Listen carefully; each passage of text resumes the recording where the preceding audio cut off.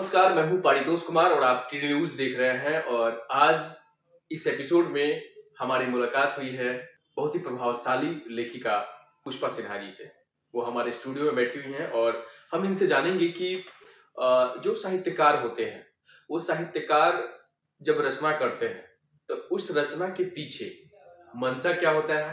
हालांकि किसी भी रचना का जो संबंध है वो संवेदना से उभर कर सामने आता है। ऐसी कितनी सारी रचनाएं भारत ही नहीं पूरे विश्व में होती रही हैं जो समाज के जन कल्याण के लिए भी काम करती हैं और साथ ही साथ क्रांतिकारी भी होती हैं। बहुत सारी ऐसी रचनाएं जो आप भी जानते हैं कि उन कविताओं से कितने लोग जागरूक होते हैं, समाज में एक बड़ा परिवर्तन भी होता है। तो अभी हमारे साथ पुष्पा सिन्हा जी जुड़ी हुई हैं।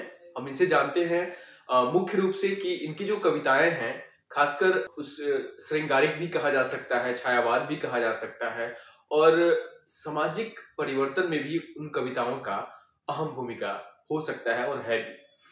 बहुत बहुत धन्यवाद जुड़ने के लिए आपका मेरे साथ। और आप क्या सोचती हैं साहित्य के बारे में, ये बताएं। साहित्य के बारे में मैं यही सोचती हूँ कि इससे समाज का भला होना चाहिए। मेरी संवेदनाओं से, मेरे ज्ञान से, जो भी मेरे पास है, इससे साहित्य का मतलब ये होता है कि हित के साथ, तो समाज का हित हो और साथ साथ मनोरंजन, पढ़ने वालों के लिए मनोरंजन भी हो। तो मेन रूप से मुख्य रूप से मेरी दो ही धारणाएं हैं कि कुछ ज्ञान हो और मनोरंजन हो। मैं बताऊं आपको कि कई सम्मानों से बिहार और भारत के कई सम्मान इनको मिला हुआ है। और सबसे बड़ी बात मैं आपको बताऊं कि एक कविता इनकी है जो प्रेम श्रृंगार पे है और उस कविता के बारे में हम इनसे जानना चाहेंगे। वो कविता की जो भाव है वो भाव क्या कहती है, उसके बारे में कुछ बताएं। मैं और तुम एक कविता है जिसमें एक स्त्री और पुरुष का विशुद्ध प्रेम है। और मैं समझती हूँ कि सबसे उच्चतम प्रेम जो है वो भगवान और भक्त का होता है।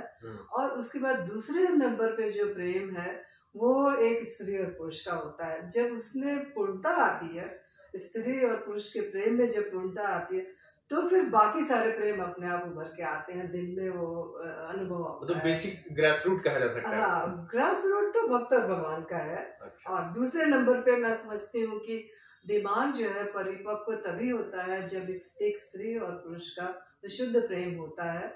उसके बाद फिर सारा प्रेम उभरता है। प्रेम के तो कई रूप हैं, लेकिन उसके बाद ही मुझे ऐसा लगता है कि उस प्रेम में जब आपको पूर्णता मिलती है तो बाकी प्रेम सब जीवन में, करुणा प्रेम। आज के समय में, आज के जो परिवेश चल रहा है, ऐसे में राइटर्स या जो भी कवित्री या भी कवि लोग हैं, वो प्रेम पे जो कुछ भी लिखते हैं, तो स्त्री और पुरुष के बीच का जो प्रेम है वो एक समाज का आईना भी है। समाज में एक बहुत ही मजबूत उदाहरण बन सकता है और समाज के बिखराव का कारण जो आज के समय में, आज का जो परिवेश में जो हो रहा है, अगर उन चीजों को सही तरीके से समझा जाए तो वो बिखराव नहीं पैदा होगा। तो कहीं ना कहीं घर से, यानी कि एक स्त्री और एक पुरुष का जो प्रेम होता है वो घर से शुरू होता है और एक परिवार, समाज तक फैलता है, क्योंकि वो एक उदाहरण है और उसके आसपास ही सारी कुछ चलती रहती है। तो आज के विषाक्त परिवेश में जिस तरीके की स्थिति हुई है, ऐसे में आप लोगों को क्या संदेश देना चाहेंगे कि साहित्य के माध्यम से तो जो बातें आप लोग कहते हैं या जो कहने की कोशिश की गई है, बहुत सारे लोग कहते आ रहे हैं, तो उसमें परिवर्तन कैसे आए? इतने सारे तलाक हो रहे हैं, इतने मतलब स्थिति बहुत भयावह होती चली गई है। तो ऐसे में उन लोगों को ऐसा क्या चीज बताया जाए, क्या समझाया जाए कि ये चीज बदले नहीं, ये चीज उस तरह का स्थिति न पनपे। प्रेम जो है वो, कोई विशुद्ध प्रेम जो है वो त्याग मानता है, त्याग और समर्पण।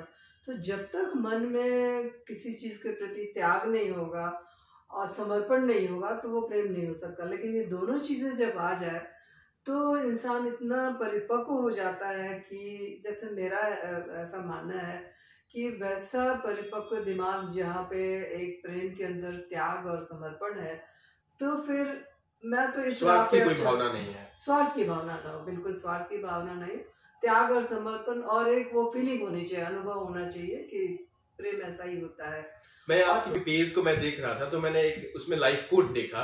वो लाइफ कोट ये था कि आप न किसी की उपेक्षा करती हैं, यही मैं कह और न आप अपेक्षा रखती हैं। मेरा उसके बाद जो फीलिंग आई प्रेम, त्याग और समर्पण, और जब मन में पूर्णता आई, तब मुझे एकदम से हुआ कि कब किसी भी रिश्ते में हम ना अपेक्षा करें कि हमसे कि मुझे इस रिश्ते में ये चाहिए बिना अपेक्षा के, और ना कोई अपना हो या पराया हो उसकी उपेक्षा भी नहीं करें। जैसे आपने कहा कि ये कर लेते हैं तो मैं सर्च तैयार हो गई, इसमें मैंने आपकी 1% भी उपेक्षा नहीं की, मैंने आपकी भावनाओं की कदर की, सम्मान किया, तो ये उपेक्षा नहीं किया। नहीं तो मैं मना भी कर सकती थी, लेकिन मैंने कहा कि नहीं, आप ऐसा कर रहे हैं, मुझे इसमें कोई वो नहीं हो रहा, नुकसान नहीं हो रहा, तो मैंने आपका सम्मान किया। अच्छा मैम, एक दो अंतर, बहुत ही मजबूत अंतर मैं आपसे जानना चाहता हूँ। आपने कहा कि एक प्रेम जो स्त्री और पुरुष के बीच होता है, और एक प्रेम ऐसा है जो स्त्री पुरुष के बीच में ही होता है, पर वो पारिवारिक दायरे में नहीं होता है, वो प्रेमी और प्रेमिका के बीच होता है, वो विशुद्ध प्रेम होता है, वही विशुद्ध प्रेम होता है। तो उसके बारे में बताइए। देखिए, बाकी परिवार में जो प्रेम होता है वो तो व्यवसायिक प्रेम हो गया, कि जैसे पति पत्नी के बीच में जो प्रेम होता है उसमें भी त्याग और समर्पण है, लेकिन वो व्यवसायिक है कि तुम मुझे ये कर दोगे तो मैं तुम्हारा इतनी कदर करूंगी, या तुम मुझे ये ला के दो, फिर नोक झोंक होता है। लेकिन एक जो स्त्री पुरुष का विशुद्ध प्रेम है उसमें कुछ नहीं चाहिए, उसमें जस्ट प्रेम, प्यार और समर्पण चाहिए, त्याग चाहिए, और एक दूसरे को समझने की ताकत चाहिए। जब ये चीज आ जाती है एक स्त्री पुरुष के प्रेम में, बस मैं तो यही फील करती हूँ कि वो लगाव, वो जुड़ाव होना चाहिए, कुछ भी चाहिए नहीं, जस्ट एक प्रेम की भावना, अनुभूति होती है, त्याग होता है, समर्पण होता है, और बस उसका इंतजार होता है। बिल्कुल। हाँ। तो ये कहा जा सकता है कि जो प्रेम, जैसे दो प्रेम की बात हमने कही, प्रेम का कोई प्रकार नहीं होता है, लेकिन अगर कही जाए ये बात कि पुरुष और स्त्री में जो प्रेम, एक पति पत्नी के बीच का जो प्रेम होता है, वो एक व्यवसायिक और कमर्शियल होता है। उसको अगर प्रेमी और प्रेमिका के प्रेम में कन्वर्ट किया जाए तो जीवन स्वर्ग हो जाएगा।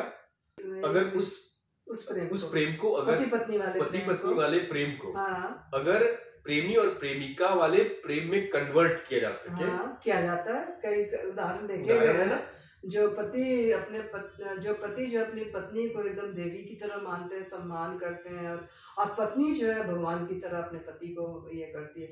होता है, एक्सेप्शंस है, बट होता है, ऐसा फील किया गया, और वो तो और उच्चतम है, और उच्चतम है कि एक पत्नी और पति और पत्नी का जो प्रेम है, अगर प्रेमी और प्रेमिका की तरह देखा जाए तो वो तो स्वर्ग की तरह है। इस एपिसोड का मुख्य उद्देश्य मैं आपको क्लियर कर दूं कि मैंने बताया मैम से कि दो प्रेम होता है, एक प्रेमी और प्रेमिका का और एक पति पत्नी का, विशुद्ध प्रेम जिसको कहा जा सकता है। लेकिन अगर उस प्रेमी प्रेमिका के प्रेम को पति पत्नी के प्रेम में कन्वर्ट कर दिया जाए तो जीवन सचमुच स्वर्ग हो जाता है, और वो उच्चतम हो जाता है, वो सबसे उच्चतम हो जाता है। तो मुझे लगता है कि इसकी जरूरत है समाज में, हमारे समाज में बहुत जरूरत है। अभी तो हमारे समाज में बिल्कुल जरूरत है, क्योंकि समाज अभी बिखराव की तरफ है। समाज में इतने वो डाइवोर्स हो रहे हैं, या प्रेमी और प्रेमिका एक दूसरे को मार रहे हैं, छोड़ रहे हैं। ऐसे में तो बहुत जरूरत है कि उस प्रेम को संजोया जाए। इस विषाक्त माहौल में सबसे महत्वपूर्ण बात है कि प्रेम की भाषा समझी जाए, प्रेम को फैलाया जाए, प्रेम को सहर्ष स्वीकार किया जाए, और प्रेम से ही सब कुछ, प्रेम में अपेक्षा नहीं हो, और उसमें अपेक्षा नहीं हो, स्वार्थ ना हो, ताकि जीवन स्वर्ग बनता है। तो आपके जो प्रेम पे जो एक कविता है, पढ़ के बताएं जो आपने लिखा है। प्रेम पर मेरी एक कविता है, मैं और तुम। मैं एक स्त्री है, वो अपने पुरुष को, अपने प्रेमी के बारे में कह रही है। मैं और तुम, और कुछ अनकही बातें कहते रहेंगे मिलने पर, इंतजार गुजर जाएगी इंतजार की एक दोपहर। क्या बात है। मैं और तुम, और कुछ अनकही हसरतें, आलिंगन में बढ़ते एक दूसरे को, गुजर जाएगी एक और केसरिया दोपहरी। मैं और तुम, कुछ अधूरे ख्वाब हमारे पूरे होंगे जब, मिलते रहेंगे महीने के दोपहर और शाम। मैं और तुम, अंतिम बंद है, मैं और तुम मिलते रहे बस, अपने ख्वाबों को पूरा करते हुए, हर महीने, हर वर्ष, हर जन्म। क्या बात, बहुत खूब, बहुत खूब। अगर इस तरह की इन शब्दों का कद्र करते हुए अगर सारे लोग जो भी हैं वो लोग अगर समझे तो मुझे सचमुच लगता है कि जीवन एक प्रेममय हो जाएगा। हाँ, प्रेममय हो जाएगा। और ये जो बिखराव है समाज में, ये धीरे धीरे क्या कहेंगे, धीरे धीरे इसमें सामंजस्य हो जाएगा और वातावरण भी प्रेममय हो सकता है, हो जाएगा। और सच में, और भारतीय परंपरा की वो हो जाएगी, प्रकाष्ठा भी तो है। भारतीय परंपरा में तो प्रेम और करुणा का बहुत महत्व है। तो हमारा समाज फिर जो हम कहते हैं ना कि 2047 में हमारा देश विकसित होगा, तो विकास की राह पर चल पड़ेगा हमारा समाज, हमारा देश। बहुत बहुत धन्यवाद जुड़ने के लिए आपका, और इतना कीमती बातें आपने बताई, बहुमूल्य बातें बताई, बहुत बहुत धन्यवाद।